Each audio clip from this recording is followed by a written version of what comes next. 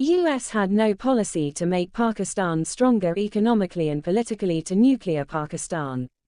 All honey promises with Pakistan are temporary and only to pressurize India.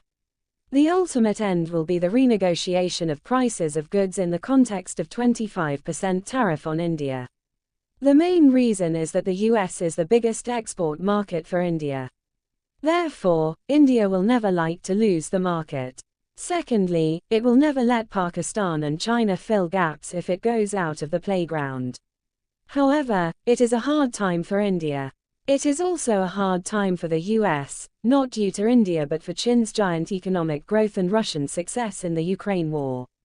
Besides it, China has the strongest roots in Pakistan.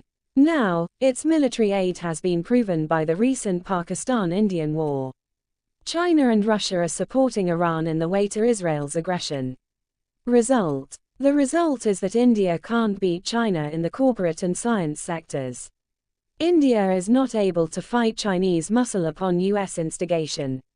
Now India also fears Pakistan. Secondly, Pakistan is moving like creeping speed alongside Russia. So, the US may keep India sitting at its knees, but ultimately, this world is adhering to China and Russia. A proposed BRICS currency may damage the worth of dollar. The world is reshaping itself speedily.